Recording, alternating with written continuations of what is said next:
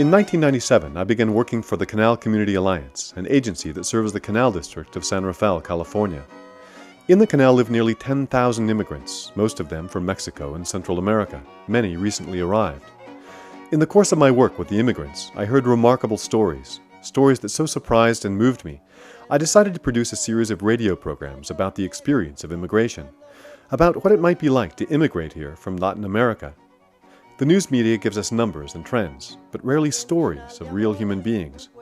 Here then, in this series of 5 programs entitled Telling Our Stories, The Experience of Immigration, you'll hear the voices of immigrants from Mexico, Guatemala, El Salvador, Nicaragua, and Venezuela.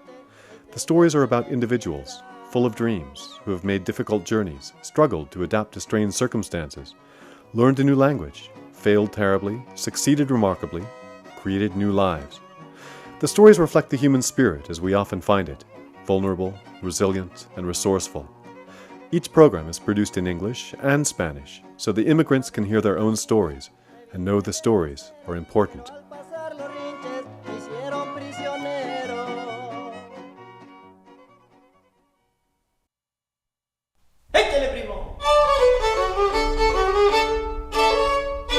Oh, fast food, lo más fácil. Burger King, you know. Fast food, Burger King, $4.25 an hour, 8 years ago when I came. 8 años atrás. Yo no sé por qué me vine para el norte en busca de mil fortunas. Yo creía que era mi suerte que llegaba como nunca, sin saber de micas verdes, de permisos que nunca. Enrique Ruiz is from Peto, on the Yucatan Peninsula of Mexico. As a boy of 17, Enrique left his family in Peto to come to the United States. Enrique is one of thousands of young men that migrate north every year from Mexico to find work in California. Like everyone who arrives here in San Rafael, Enrique came hopeful of working hard and making lots of money to send home to his family, which was struggling. And like most Latino immigrants, Enrique found plenty of work, but not much money. Trabajando 8 horas diarios. Working 8 hours a day, and it's heavy work. You earn $4.25 an hour, you live with $25 for 8 hours of hard work without a minute of rest in these fast food places. And the owners, they make a lot of money. $25 is very little money for a full day's work in the U.S., but it's 5 times more than what Enrique could earn in Mexico in a day. The problem was that Enrique was discovering what all immigrants learn quickly, that though wages are higher in the United States, expenses are much higher too. Rent, food, transportation. $25 a day doesn't go very far. But Enrique worked hard, shared the rent of an apartment with several other young Yucatecos, saved his earnings, sent what he could home to his family, and kept working.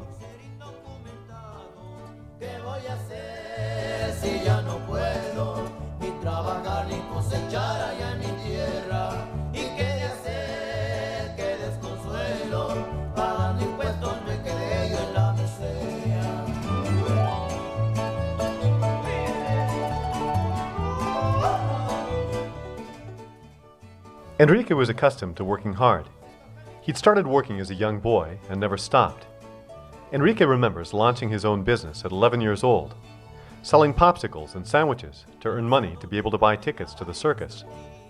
Later, his work became more interesting and creative. Y entonces estaba el apogeo en la época de los famosos osos pandas. It was the height of the famous panda bear shows. So since work is work, I dressed as a little panda. We did a show, dance and everything, and I earned the money I needed. At 13, I was a pretty big bear. Too big to be a little panda. So I ironed drapes and then worked with a sound and light show. When I was 14, a teacher of mine offered me a job working on his sound crew. De allí, 14 años, pasé con un maestro mío que me dio la oportunidad de trabajar con él en su equipo de sonido. While working, Enrique still went to school. And since he was a bright and energetic lad, he finished La Preparatoria, Mexican high school, at age 14, the youngest in the school. His fellow students called him the team mascot. Now, Enrique's energetic nature, and his desire to improve his life and his family's had brought him to San Rafael. Here, Enrique had 3 goals clearly in mind. En México, yo nunca tuve una grabadora, ¿verdad? Y yo amo la música. In Mexico, I never had a tape player, right? And I love music. So the first thing I wanted to do was to get some music. A tape player. Second, I promised myself and my parents that as long as I'm alive, my parents will not lack for anything. And third, I promised to build a second floor of my parents' house.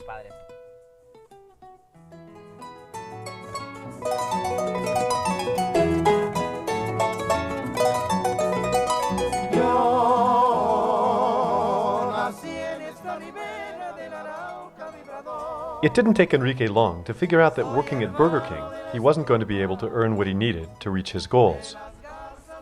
Ya se acabó mi época. My time was up Aquí no there. hay There's no futuro. future there. It was time to look for new horizons.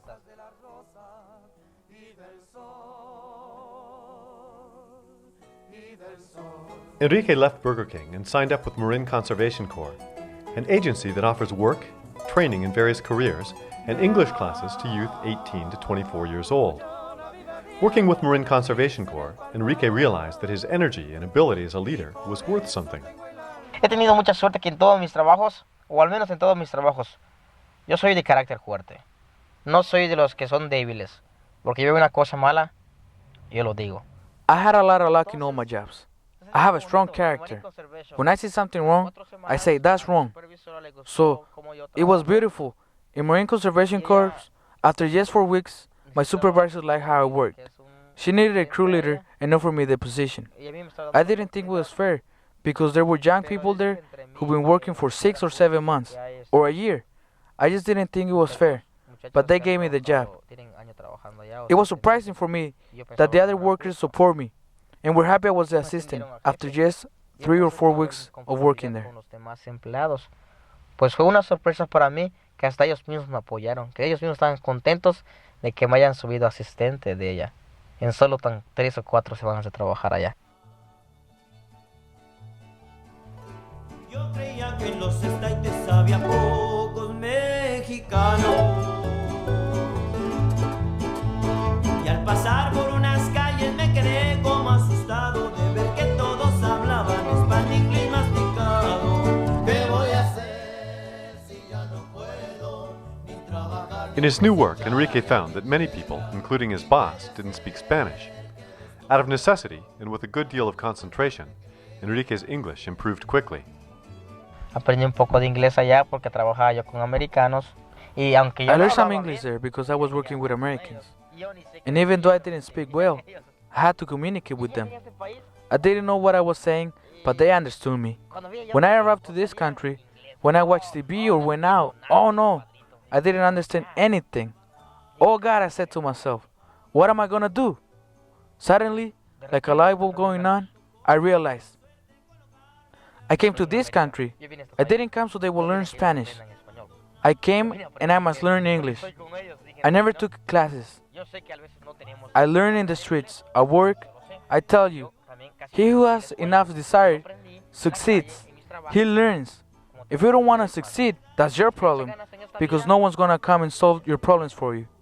Thank God in time I learned some. Si tú no quieres superarte, I don't think I speak really well yet, but at least I can make a pretty good show of it.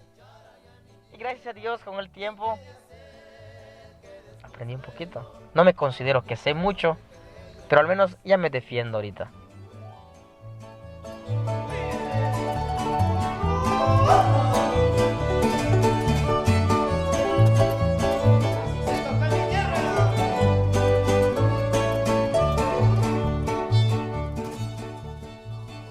Despite the promotion at Marin Conservation Corps, Enrique decided after a while that it was best for him to change work, as he was always looking for a formula that would pay him the most for his efforts. Porque siempre he dicho que nada es imposible en esta vida. I've always said that nothing is impossible in this life. When you want something, if you really want it, you achieve it. If you don't achieve it, it's because you don't really want it.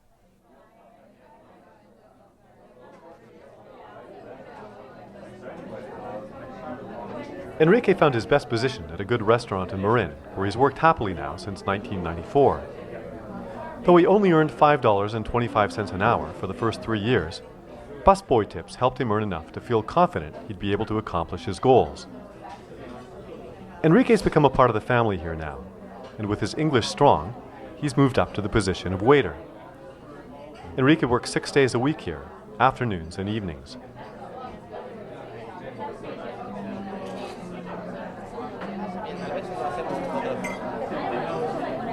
Sí, ponen naranja, recado rojo, limas, limones, hojas de plátano. And in the mornings, Enrique goes to a second job. Trabajo haciendo sándwiches, pero no I work in sandwiches, but not in Burger King. Somewhere else, much better, and I earn more money with less work. Yes, definitely. In 1995 and 96, Enrique worked 3 jobs. Trabajaba yo en Burger King, Avenue Grill, and Yo's Taco Lunch. 3 trabajos tenía. I had 3 jobs. With this money, I accomplished wonders. Wonders for everyone. Maravillas para todos. Enrique told me it took time, but he's accomplished the 3 goals he had when he came 8 years ago. Pues no fue una grabadora. No les voy a decir qué es, pero no es una grabadora. It's not a tape player. I'm not gonna say what it is, but it's much better than a tape player. Not to brag. Second, I promised my parents that while I'm alive, they won't lack for anything, and so far they haven't, and they never will again. Third, I promised I build a second floor of my parents' house. For this, I've sent money home, and it's finished. Tercero, prometí terminar el segundo piso en la casa de mis padres. Lo terminé también. De las garzas de la rosa, soy hermano de la espuma de las garzas de la rosa y del sol, y del sol.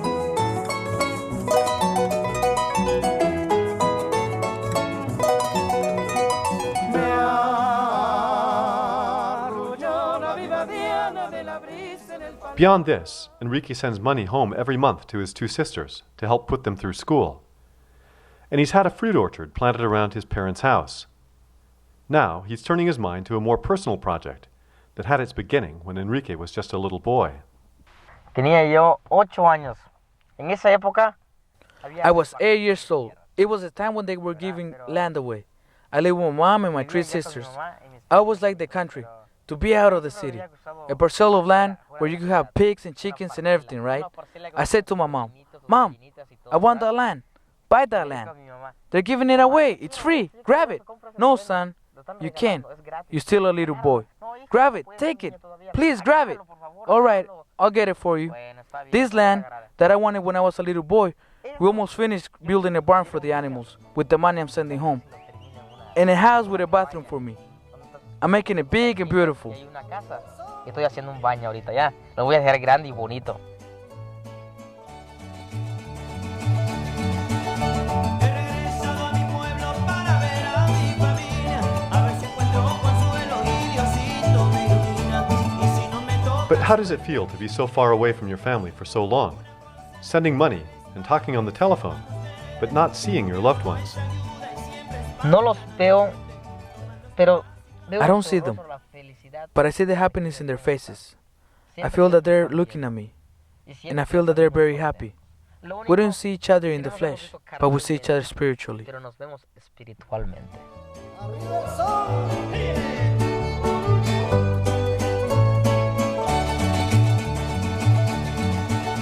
He regresado a mi pueblo para ver a mi familia, a ver si encuentro consuelo y Diosito me ilumina. Y si no me toca suerte, viviré de costillas. Soon, Enrique will have the opportunity to see his family in fact, and to put some work in on that new house he is building for himself. In a few weeks, Enrique travels to Mexico to see his family again for the first time in 8 years. I asked him what he thinks his mother will say when she sees him again after so long. ¿Eres tú? ¿O no eres tú? Is that really No. you? It can't be. No. 8 years is a long Voy a time. llorar como yo voy a llorar. She'll cry like I'll cry, but we'll cry from happiness. Somos de carne y hueso. We're made of flesh and bone. We feel. We'll cry and talk Vamos a platicar de Talk las about all the cosas things I've done here, que hemos hecho aquí. and I'll tell her the Yo acá, truth, yo le voy a decir because la my verdad mother a mi knows mamá. everything Mi about me. mamá todo sabe. Enrique told me that his return coincides with another important occasion that his family is going to be celebrating. Mi hermanita cumple 15 años. My little sister is going to turn 15, and we'll make a big celebration of this in Mexico. We're going to have a big party for her because she's the last girl of us 10 children. All my brothers and sisters will come together. We'll have a big party. Everyone will do their part.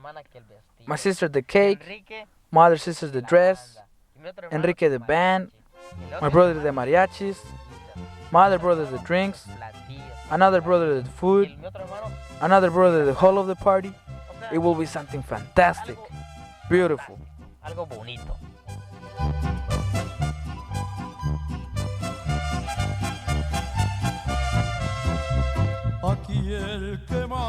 Families in the Yucatan, as throughout Mexico and in other Latin American countries, are typically strong and close-knit.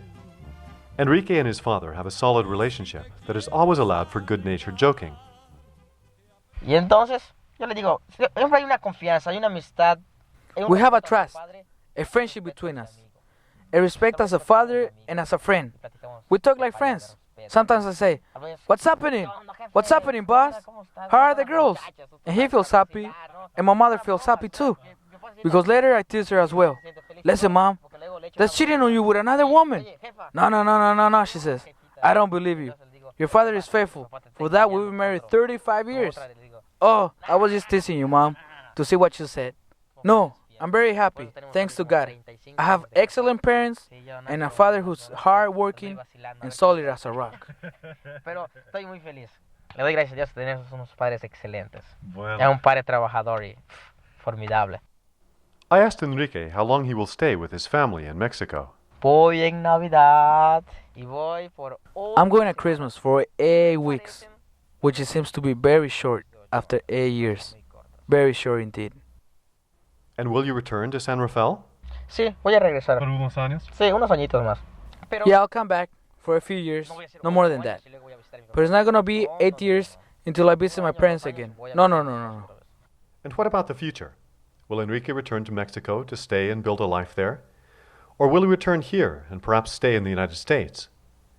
Enrique says that with 4 more years of study, he could become a doctor in Mexico if he chooses. But as yet, he hasn't decided what course to take.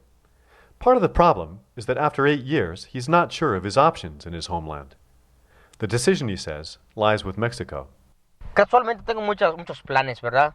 I have many tentative plans, but as I said before, 8 years is a long time. Really. I don't know how Mexico is right now, and I don't know what I can do there. For this reason, I think I'll have to make the decision in Mexico. I can't answer myself right now. Mexico will have to answer. If Mexico gives me opportunity as this country has given me, I have no reason to come back here.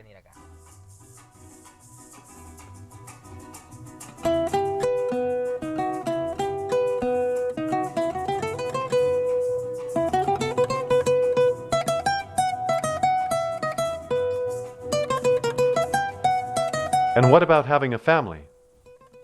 Viene la familia si Dios quiere, pero no por ahora. If God wills, I'll have a family, but not right now. Right now, I'm thinking about enjoying my life for myself for a while. I'm 25 years old, and I feel I haven't really simply enjoyed life yet. I feel I want to enjoy life a little bit more first. Todavía un poquito más que disfrutar. Soy hermano de la espuma, de las garzas de la rosa. Soy hermano de la espuma, de las garzas de la rosa y del sol, y del sol.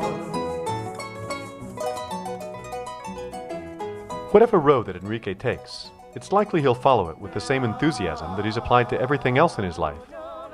Not all immigrants arriving in the U.S. from Mexico or other countries find the same level of success that Enrique has found or created, even though they work with similar energy and hope. But perhaps there's something special in Enrique's formula. Tú, algún día vas a dejar semilla. One day you'll plant a seed, and this seed you have to water for all the world. Because this seed is going to grow and put up branches. This seed is going to sprout leaves and give fruit and be a tree. The tree produces more seeds on and on.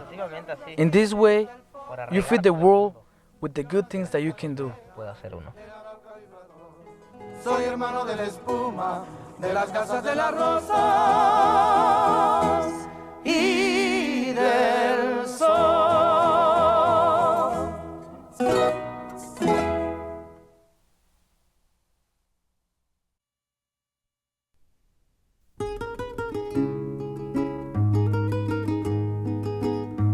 Paula Guzman is one of many Guatemalan immigrants who have been forced from their country by the war that tormented Guatemala for many years. The Guatemalan government waged a campaign of terror against its own citizens for decades, killing or disappearing anyone who it believed posed a threat to its purposes. Paula grew up in a strong family, and all of her siblings became professionals, including Paula, who as a professor taught literature at the University of Guatemala.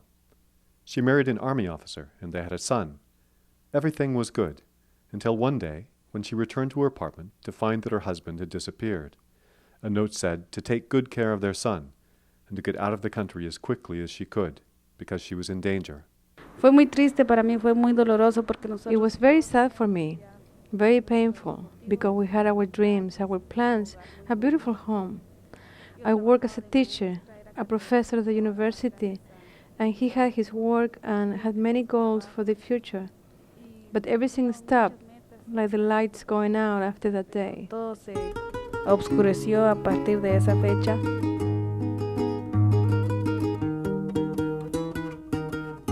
Aparte de que trabajaba en el ejército, apart from working in the army, he was involved in the G2, the Guatemalan intelligence. They are like the ears where everybody is. He got involved with this because his superiors saw that from the beginning in military school he was very intelligent in everything. But when he realized the kind of thing he was being asked to do, he decided to request his dismissal from the G2 to get out of it. But when he asked for to be dismissed, they told him, no, you have two choices, continue or continue.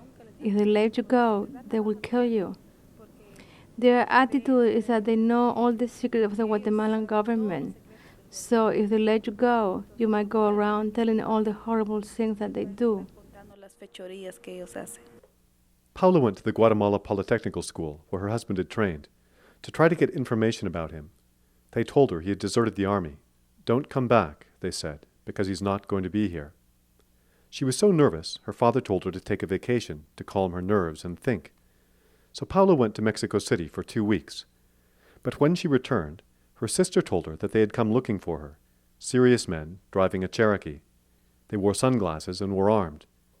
The family had told the men they had no relative named Paula, and that they had never met the person they were looking for. But the following day, when Paula went out to shop, the Cherokee pulled up across the street from her. Pero cuando ellos bajaron, yo vi que el hombre... When they got out of the car, one of the men shook his arm, and I saw he got a pistol on his belt. My God, it can't be. What my sister said is true. They're hunting for me. Paula crossed the street, trying to look casual. The men stopped her and asked if she knew such and such a person, using the name of her husband. She told them she'd never heard of him, and kept walking, but noticed that they were following her at a distance. When later she went to her sister's house, she learned that the same men had come to that house twice that day asking for her. Meanwhile, her brother's investigation had confirmed that her husband was dead. Nunca encontramos su cuerpo ni nada. We never found his body, nor any trace of him. They just told me he had deserted the army. And to this day, I don't know anything. And it will be 6 years, the 3rd of December. It was Christmas week.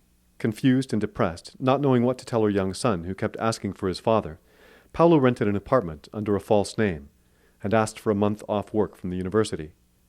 In February, when she returned to teach, her co-workers told her that some men had come looking for her, but they had told them that she wasn't at the university. When the men had asked for a description of her, they described her as heavy, with blonde hair and green eyes, to purposefully throw them off. But the following day, as she was finishing her last class, the men pulled up outside the building. Llegan y la Cherokee estaba subiendo. They arrived in a Cherokee. I was just getting up. Look, a student said, it is the one who came yesterday. Oh, I felt that I didn't know what to do. The student said, Slap yourself on the cheeks so that we have color, because you're pale as a ghost. I slapped myself and stood up, and they walked in. Good afternoon, they said. Good afternoon, I said. Are you Professor so-and-so? No, I said. I'm not her. She worked here, but... what is your name? They shouted. I am Ana Julia Rodriguez. You're looking for Professor Guzman, but she's not here. She has been teaching in Jutapas for a week now. If you want, look for her there. Can you tell us what she looks like? Sure. She's tall, a bit heavy, blonde with green eyes. Can you give us the address? Of course. Here's the address. You might look for her there if you like.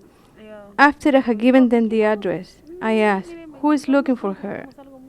Oh, we have something very, very important to ask her about her husband. Oh, I said, I am afraid I don't know anything.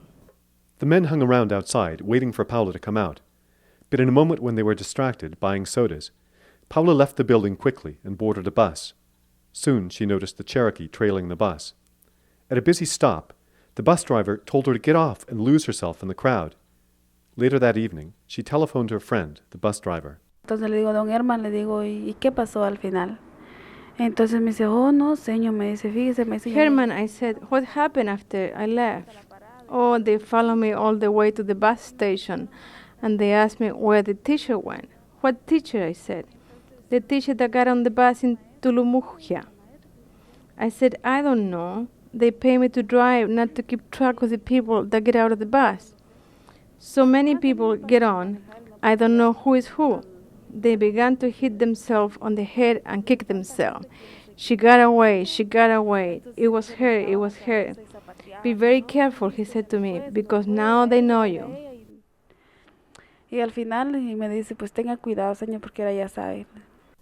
When Paula arrived home, she found her apartment upside down, papers everywhere. Her friend told her that she really must leave the country to save her life. ¿Ves? Ve a tu casa. Vete, me dice, vete para otro lugar, vete para México. Look at your house. Get out of here, he said. Go to Mexico. Go to the United States. Go, I said. I don't have papers. I can't apply for a visa. Because I apply for a visa, they will grab me. They won't let me out of the country. Go illegally then, he said. What are you talking about illegally? I have my future, I have my child, I have my house, I have the university. I can't leave everything. And where would I live? And how would I support myself there? I don't want to be an illegal. I want to be legal. Then he put all the cards on the table. Look, he said, these are your options. Choose the best one. Do you want your life or do you want all the things you just mentioned? But my son, my family. Well, you got to decide, he said. Your life, even though it is in another place where you might suffer, or stay here and everything will disappear. O van a desaparecer todos.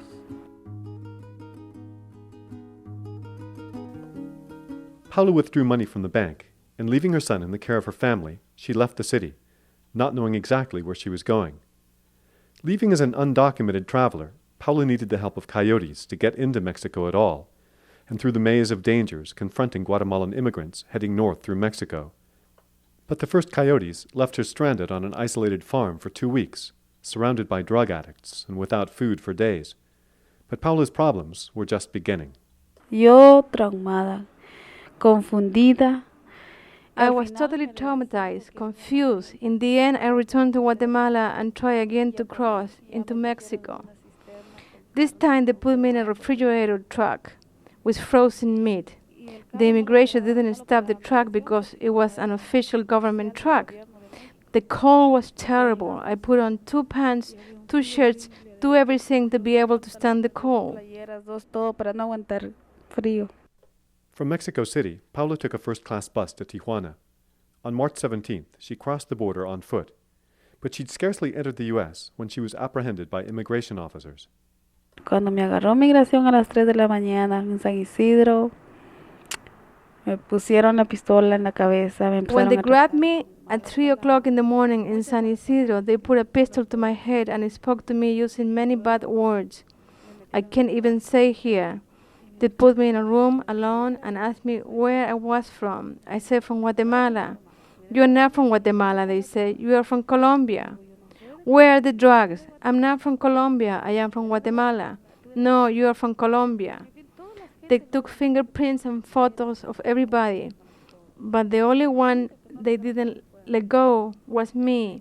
I had to sing the Guatemalan song, draw the flag, describe my house, what my work was, so many stupid questions. Then they put me in another room alone and made me undress. And the woman put her fingers in my vagina looking for the drugs. But I had no drugs, I had nothing. I told her I was a sane woman who wouldn't be here at all if it weren't for very serious circumstances in my life that I couldn't tell to anyone. Then they put me in a cell and told me to knock on the door every once in a while to remind them I was there.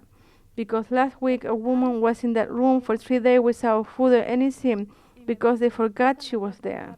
Porque la semana pasada se quedó una mujer aquí como 3 días sin comer, sin nada, porque nos olvidamos de ella. A week later, Paula was released from immigration under bond. She traveled north and arrived in the Canal District of San Rafael. Así es como llegué a este país y That is how I got to this country. It is very hard because you come without the language, without anything. Everything you have, everything you are is in your own country.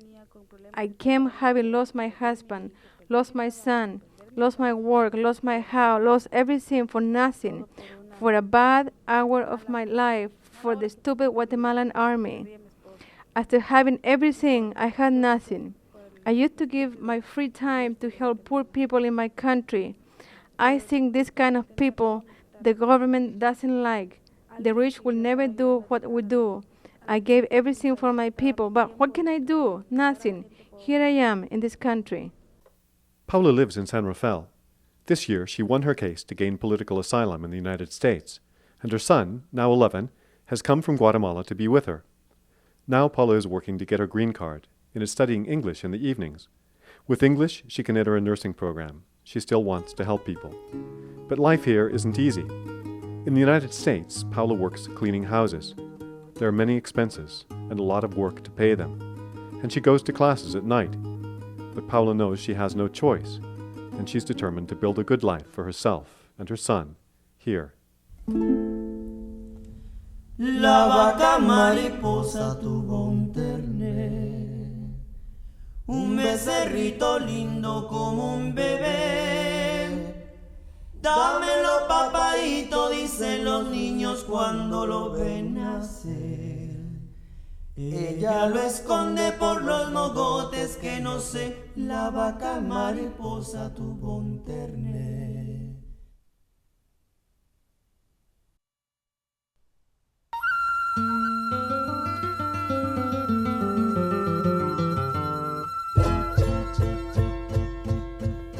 This is the story of a young man's journey from war-torn El Salvador to a new life in the United States. The journey that brought Norberto Martinez here to Marin County was a difficult one. But to him it seemed wonderful, at times even blessed. Norberto arrived in the Canal District of San Rafael in 1992. His journey had started in the fall of 1987 in the capital of El Salvador, when the war was at its height, and where several of his friends had been killed, just a few of the thousands of Salvadorians that were dying before the eyes of Norberto and his family. Mucho antes atrás, podría decir 5 años atrás, ya se habían manifestado. For a long time, maybe 5 years, we had been surrounded by the war, gunshots everywhere, people dead all around. Through 1985, 86, and 87, we opened our doors in the morning to dead people in the yard and in the street, women and men, and that was in the city, not to speak of the tremendous number of people killed in the country where I grew up. Thank God I never went back there. The one time I did go back, it was only to find a huge massacre.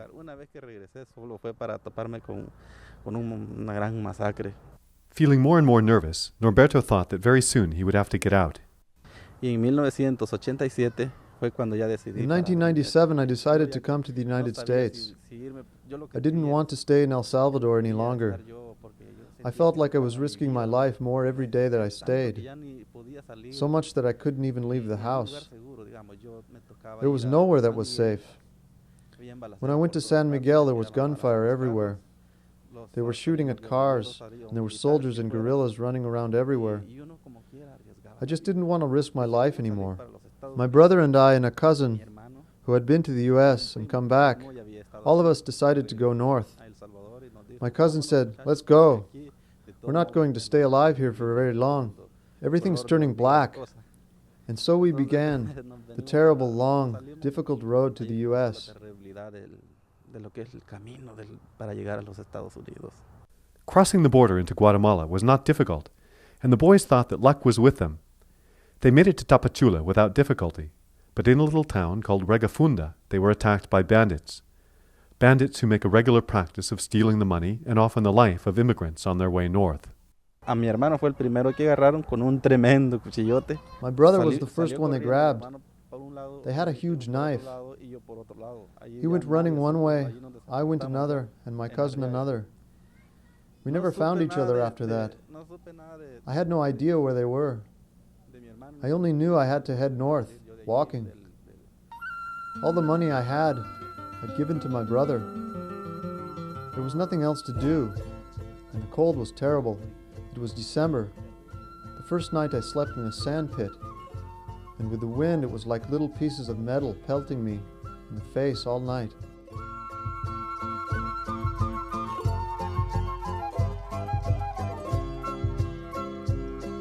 First thing in the morning, Norberto got up to head north. Y salí a la calle a pedir ride y nadie paraba porque solo se llegan los carros que chiflaban. Pss, pss. I went out to the road to hitch a ride, but nobody stopped. Just cars screaming by. Suddenly an old blue bus stopped. It was all beat up and falling apart like an old truck. The driver was a tall, dark boy, barefoot and smiling. "Where are you going, amigo?" he called to me. "Give me a ride," I said. "I'll take you where I live," he said. "I live in heaven." Sure enough, the little town where he lived was called Heaven. But what kind of heaven, I wasn't sure. I didn't know anybody there, and God sure didn't come out to greet me. Yo vivo en la gloria, me dijo. Y es cierto, el lugarcito se llama La Gloria, pero qué gloria esa. Y no conocía a nadie allí en la gloria. No me salió Dios. In the little town of Heaven, Norberto met a young man who helped him. Bueno, me dice, lo bueno es que ya estás aquí y vamos a... "It's great you're here," he said. "I'm going to take you to my father, and he'll take you fishing." Y él te va a llevar a pescar. El pescador se hizo a la mar, llevando en su alma una dulce ilusión. Contento va, porque al remar piensa en su amada que en tierra dejó. But fishing was more of an adventure than Norberto had bargained on. Y me encontré solo con un tipo de gente, muchachos que parecían que habían estado en un gimnasio. I found myself surrounded by young men that looked like they lived in the gymnasium. All of them in shorts and no shoes. On that sandy beach, I looked ridiculous in my shoes. "Take off your shoes," they said. That was the first torture. So I took them off and climbed into the boat. I never knew in El Salvador what fishing was. I had no idea that fishing was going out into the ocean in a little boat. God was good to me that I didn't slip and drown the first day. We caught a mountain of fish, maybe half a ton. All the fish were covered with spines, and I had to take the fish out of the huge net, one by one. My hands were raw, the skin was falling off. There wasn't a place on my hands that wasn't covered with fish spines. And for pay at the end of the day, they paid me with a pile of fish. Y de paga, lo que me dieron fue un montón de pescados. After a few weeks, Norberto went with some of the young fishermen from Heaven to the pueblo of El Mezquital. There, they learned to fish for sharks. Me daba miedo y al entrar al mar había... I was afraid to go out into the open ocean. At that time of year, the waves were as high as a house. And in one night, we had to learn to fish for sharks, learn all about the bait and the line and the hooks. It was difficult. First time we went out, I was praying hard to God that we wouldn't catch even one single shark, no matter how small he was. I'd never seen a shark in my life before. We caught sailfishes, huge, and so beautiful these fish, and many other kinds. And we slept on the sea, threw out the anchor and slept. Norberto liked the life of a fisherman, but he hadn't forgotten about going to the United States. For this, he was practicing every day, building his strength, swimming, to be able to cross the great Rio Grande that was waiting for him at the border. Había estado yo entrenando. I'd been practicing my swimming in the big canal that we always crossed in the boats, because I'd heard that the famous Rio Grande was huge. As soon as I heard the words Rio Grande, or Angry River as we call it, I started to shake. I had to set myself to practice, swimming over and over this dangerous canal that separated the lagoon and the ocean, building my muscles and my wind. But when at last I arrived at the Rio Grande, why, it was only, from here to there, 12 feet, no more. I crossed it in 1 minute, and I was in the United States. The boys crossed the border on the 4th of July. Norberto was frightened by the explosions of fireworks, thinking that bombs were being dropped. Y yo pensaba que eran bombazos los que estaban tirando porque At first I thought they were bombing us, but because we crossed at exactly the hour of the fireworks, and because there was so much light, so much distraction, the immigration officers never saw us. como quizás tanta luz, migración no nos vio. In Texas, Norberto stayed in a refuge for Central Americans. There, a friend assured him that in Los Angeles there was plenty of work. So Norberto went to Los Angeles.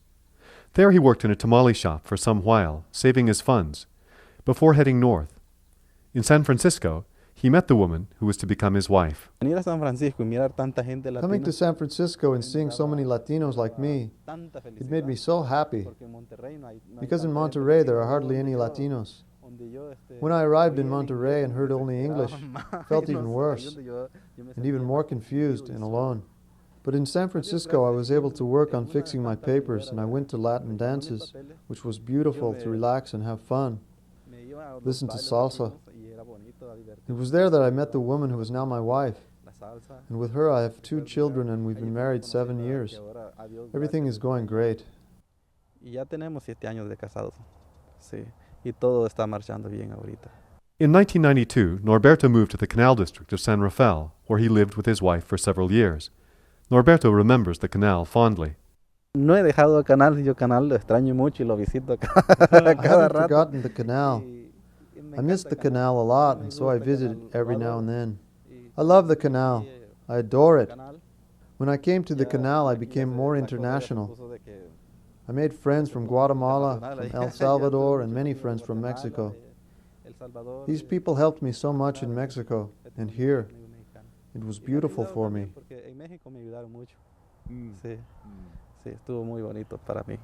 Now that Norberto has children, he's very happy they are growing up here in the United States, far from the violence and poverty that surrounded him as a child, and that he and his family are part of a new and energetic population of Latinos come to this country to work hard and improve their lives.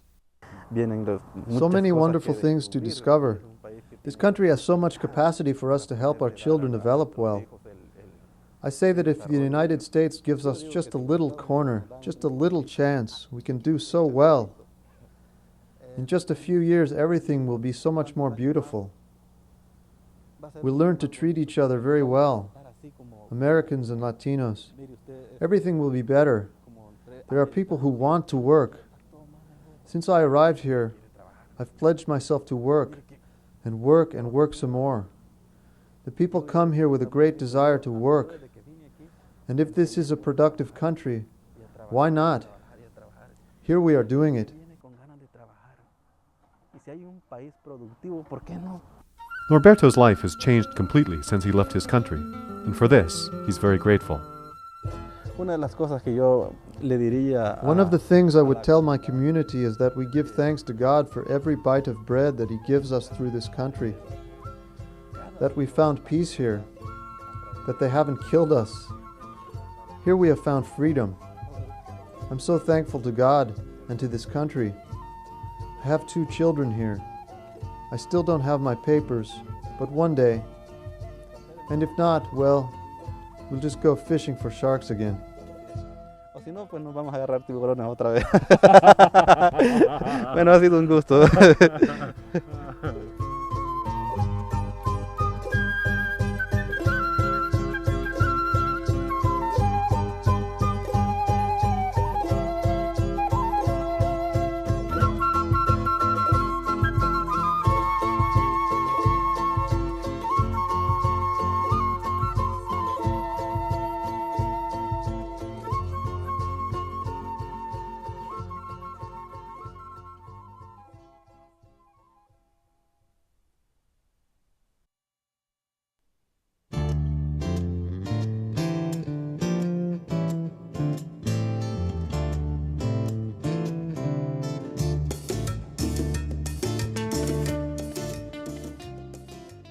Many immigrants from Central America have come to the United States for political reasons, to escape war and persecution in their native countries.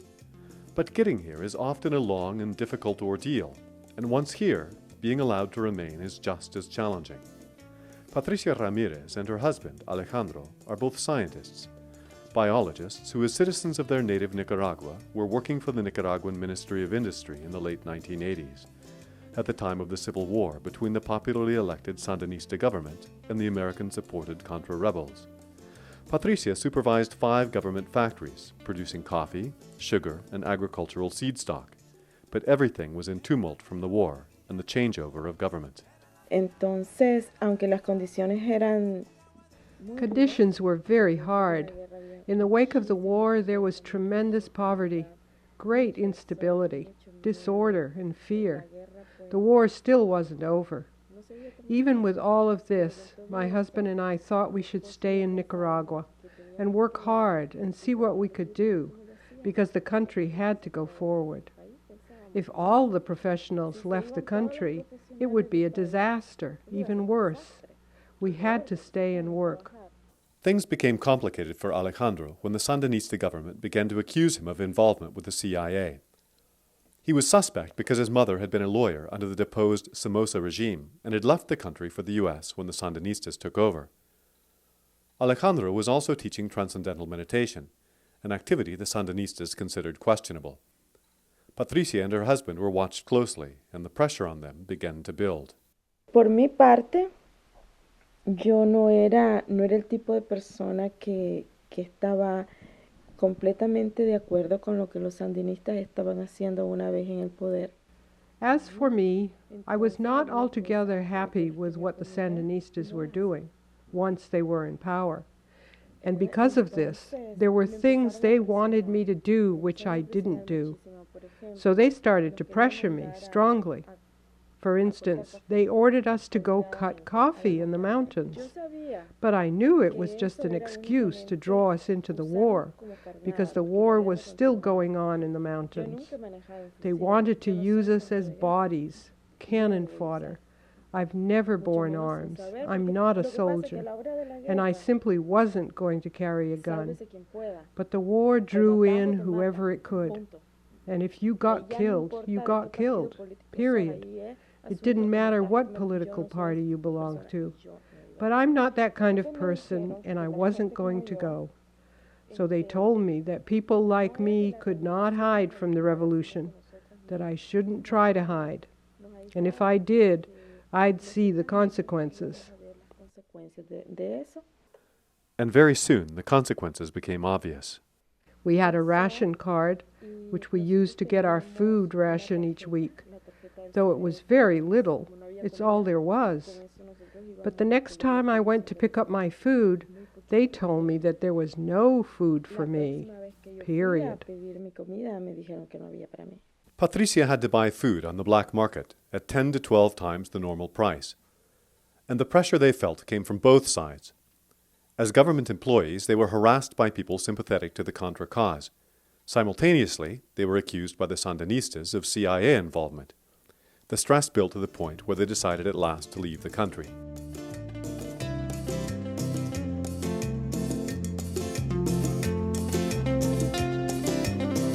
Alejandro obtained a visa and immediately flew to the United States.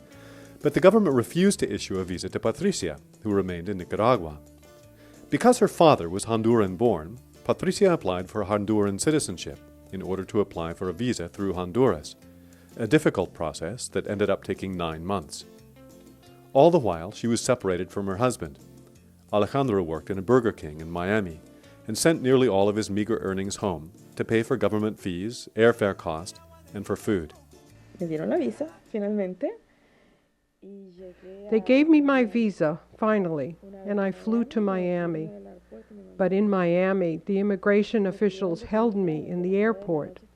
They kept me from 9 p.m. till 3 in the morning. The American official was enormous, immense, and he looked at me hatefully.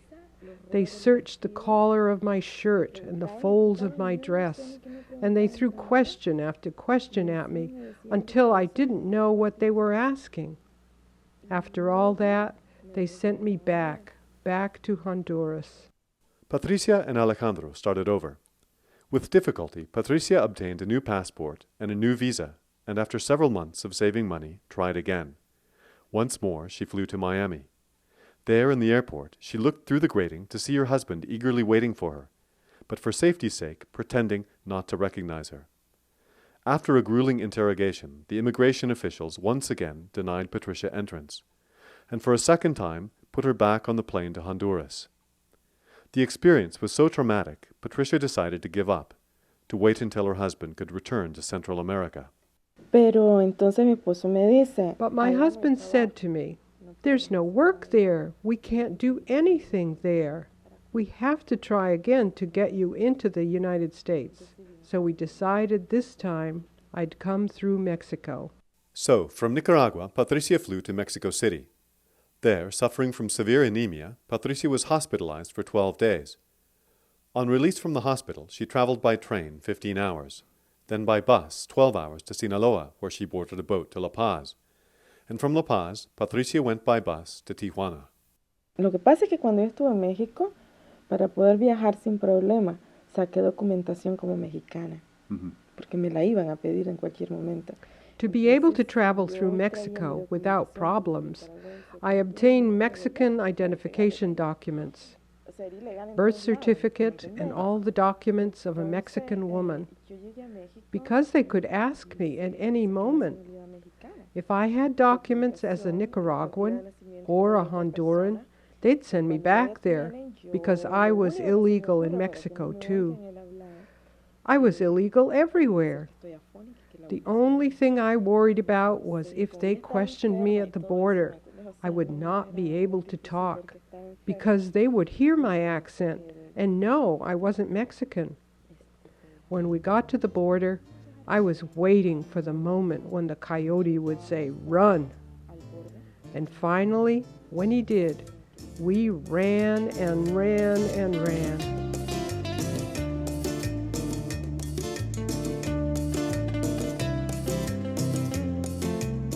It was a matter of throwing ourselves to the ground and crawling like lizards. And if a helicopter came, we'd throw ourselves in the bushes. I got spines everywhere. It was a panic, a great fear. Finally, we arrived at a stop. I had no water, no blanket, nothing. Here we had to wait, because immigration were guarding the road. We were trying to get to a ranch, but we had to wait here all night long, crouched down, silent, hardly breathing, so no one would notice us, waiting for the moment when they weren't watching, so we could cross the road. It was such a long night. The temperature at the freezing mark. I was freezing to death, and I was terribly thirsty. At last came the moment, and the coyote told me, "Run, run!" But my feet were frozen and I couldn't run. "You have to run," he said, but I couldn't run. I don't know how I did it. Arriving at the ranch, Patricia cleaned herself up and soon was on board an airplane from San Diego to Los Angeles. But halfway down the runway, a fire broke out on board. In moments, the jet was surrounded by fire trucks, police cars, ambulances, and TV cameras. ¿Te imaginas el pánico que yo tenía? Can you imagine the panic that I felt? Can you imagine being illegal as I was, with everything I'd been through, and all of a sudden the whole world is coming to see and the airplane is burning up? At last I got to Los Angeles, and there my husband picked me up, and at last we arrived here in San Rafael. They had to get jobs immediately. Patricia found work with a janitorial company working at minimum wage 7 days a week. But walking to and from work, the sight of police cars filled her with terror. Soon, a baby was on the way, and the couple knew they needed more money. When we realized we simply had to have more money, I began to care for children in the house during the day, and nights I worked as a janitor. Sometimes I didn't have the strength to work. I'd get home at 4:30 in the morning. I couldn't finish the cleaning work any faster. And then at 7, I'd have to be working again with the children. So I was exhausted. Over a 3-year period, Patricia and Alejandro applied for political asylum 3 times. Twice they were refused. Then, with the help of a lawyer, the asylum came through, and they received their work permits. But only months later, new problems arose. Mi esposo cambió. Then my husband began to change. I don't know if it was because once we arrived here, our financial situation was so bad, or all the difficulties we'd been through, the children that had come, all the work, the huge shock, the radical change of life, arriving in a place where we had no rights, no value as persons, no place. For me, the biggest shock in arriving here was the realization that I was Latina. Do you understand what I'm telling you? I didn't know. I grew up and lived and became a person, but I never had this awareness of what I was until I got here. So what happened was my husband began to change towards me. It seems to me that because of the tremendously difficult experiences that we'd been through, I began to represent to him something ugly, unpleasant, all the problems and responsibility. So he changed tremendously with me and began to treat me badly. Entonces él cambió muchísimo conmigo y me trataba muy mal. Patricia decided to separate from her husband. Gratefully, she found work as a housekeeper. But when that job ran out, she was forced to go on unemployment. Realizing her situation simply must change, and that if she were ever to have a real life here, she must learn good English, Patricia enrolled in intensive English classes at the College of Marin, studying 9 hours a day. On weekends, she took courses in early childhood education, and her efforts bore fruit.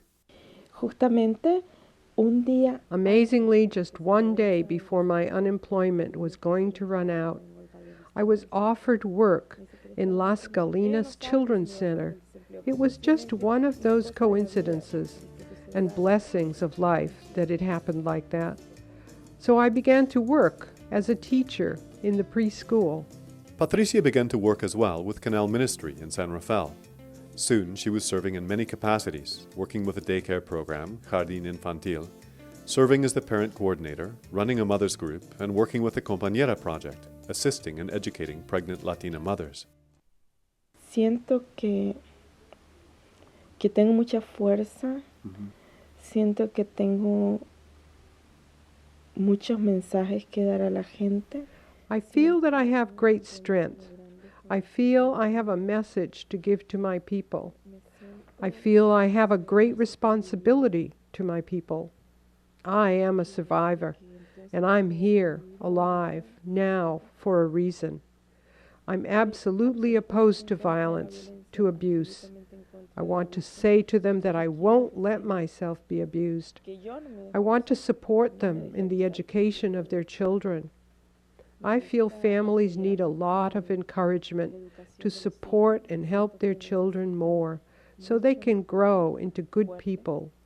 We can't go through life saying, I have to work, cleaning houses from morning till night, 12 hours a day. No, work, but give time to the children who need you. I think I have a lot to do. Pienso que tengo mucho que hacer. I can do it.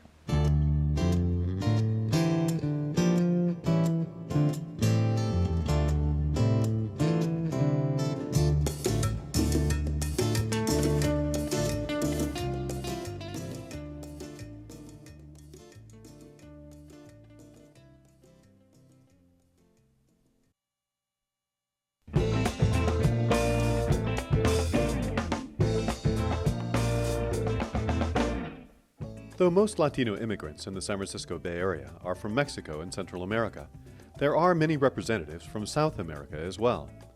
Ana Gonzalez, 30, came to San Rafael from Venezuela in 1992. Ana came not to escape a war or crushing poverty, but simply to better her life, to open new doors of opportunity and to make more money.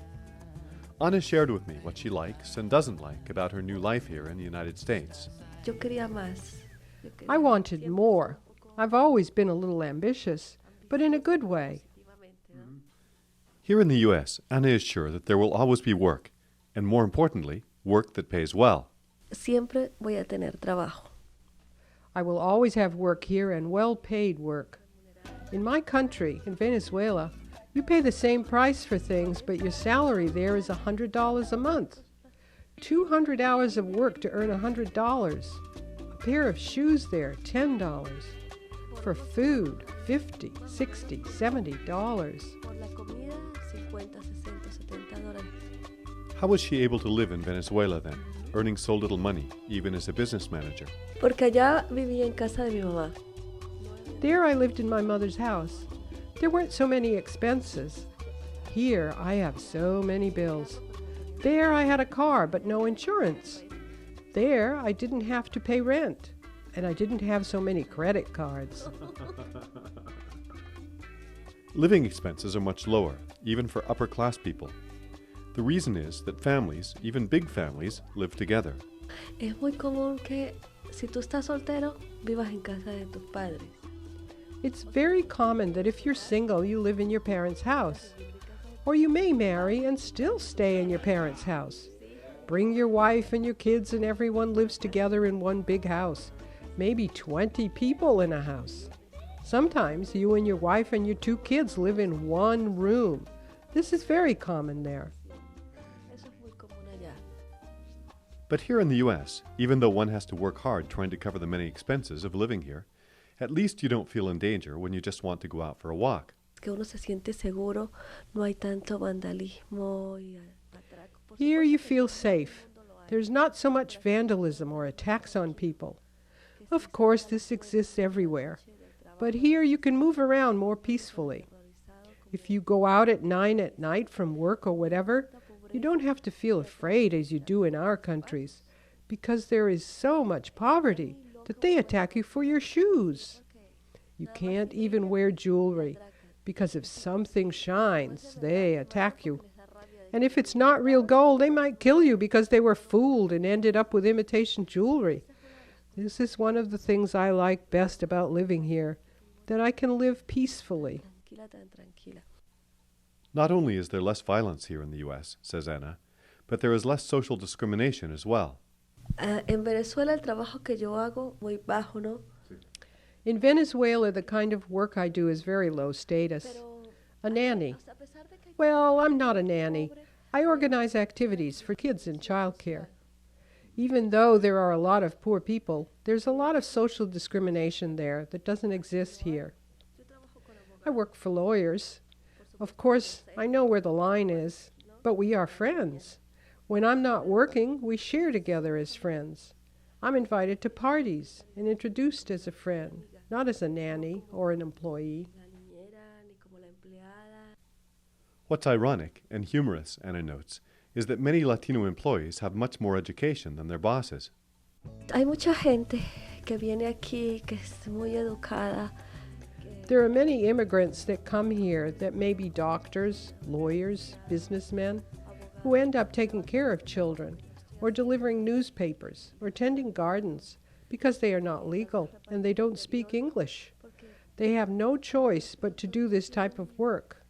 And in many instances, they are much more educated than their bosses. So what does Ana think of the men in the United States? Que los hombres, los papás americanos son muy buenos padres. Los hombres. American fathers are very good fathers. They dedicate time to their children and share with them. The mothers, on the other hand, don't seem like very good mothers to me. They have a baby, and 2 weeks later they're back to work, leaving the baby with a sitter they may not even know. My mother raised me alone. She worked, but she took me everywhere she went. I didn't miss my father because my mother gave me so much affection. And I'm like this with the children I care for. I hug them and kiss them and spoil them constantly. If I married here, I would have a wonderful family. I like the way men make good fathers here. And I'm a typical Latin mother. I think we could raise children very well together. If it were an American father and I a Latin mother, I would like that a lot. I have an American boyfriend. I've always liked Americans. Sí. ¿Estás buscando un padre americano? Bueno, pues tengo un novio americano. ¿Sí? Sí. Y siempre me han gustado los americanos. The thing that bothers Anna the most, she says, is the racial discrimination against immigrants that she observes, often when police are involved. Siempre algo que yo me fijo cuando voy manejando es Something I always notice when I'm driving is that the police will find any excuse to stop an old car because they think that its driver must be an illegal immigrant without license and without insurance. This happened to me. I was driving my old car and the police pulled me over. He said I was driving over 75 miles an hour, but my old car can barely go 50. Recently, a friend of Anna's visited from Venezuela. When the two decided that the friend should extend her visit for another month, they went together to the immigration office in San Francisco. There, Anna taught a lesson to one of the immigration officials. Pero cuando llegamos, la mujer fue muy ruda. Nos trató muy mal. When we walked up to the window, the woman was very rude and treated us very badly. Of course, most of the people that go to immigration are simple people asking for work permits and so on. I said to her, "Excuse me, you're being very rude with us. You're not going to talk to us like that, nor to all those people behind us. This is your work and it's your duty to give me the information." I was very sure of myself, and what I did served not only my friend and I, but all the people. After that, she treated everybody well. She even smiled and was courteous. I won't stand for such things. We're all equals. We are all equals. Somos iguales. Sí. Somos iguales. Anna feels very sure of herself. She says she knows she's more American than the white citizens around her. I think I'm more American than Anglo-Saxons because many here have European grandparents. I'm from here. My grandfathers are Latin Americans. So I'm more American than them. At a bank in Marin County, Anna once confronted real racism, aimed directly at her. Una mujer quería estacionarse en el primer puesto. A woman wanted to cut into the front of the line. I was behind her, but I saw that beside her was another person. "Could you let her go first?" I asked, "because she's been waiting." The woman became furious with me. She told me I should go back to my own country. There in the bank, it was horrible what I felt. The teller was a young woman with dark hair, and I saw her avert her eyes, look down. I imagined she, too, was the daughter of an immigrant. I didn't say anything, but this hurt me deeply. I went back to my car, but then I told myself, I can't accept this humiliation. So I went looking for the woman. She'd left the bank and gone into a store. So I found her and said, "I'm not stupid. I'm more American than you because I know where I came from. And you do not. And that she had no right to speak that way to me just because her English was better than mine." For the most part, Anna likes American people and culture, though there are aspects she cannot understand or support. For instance, the lack of unity among the American family. She much prefers the style of Latino families. Que si yo tuviera un hijo aquí sería maravilloso para educarlo y criarlo aquí, ¿no? If I had a child here, it would be marvelous to educate and raise him here. I would instill in him the gifts of Latin American culture, affection for the family. This is something I don't like much here, that I don't agree with. That here families are so cold. When kids grow up, they leave the house to live alone. Another thing I don't like is that adults don't care for their old people. As I told you, if you are 50 years old, You can still live in your parents' home. And if your parents are 70 or 80 years old and you are 60 or 50 or 40, you take care of your parents. You don't send your parents to live in an old folks' home. Your parents live with you. Neither my mother nor I could ever say to a child, either pay rent or get out. And I would never dream of putting my mother in an old folks' home. My mother lives with me. I take care of her because so much of her life she gave to me. I think it's a law of life, don't you think? Tus padres viven contigo. Y yo creo que es como la ley de la vida, ¿no? Ana has 15 years of schooling in Venezuela, but here she continues to take classes and is studying to become a nurse. She wants to help people, she says, and she wants to earn a good living to be able to enjoy life. Necesito aprender inglés. I need to learn English. Yes, I speak well, but I need more. I'm studying nursing because I've always wanted to work in a hospital, and I want to buy a house and stay here in America, of course.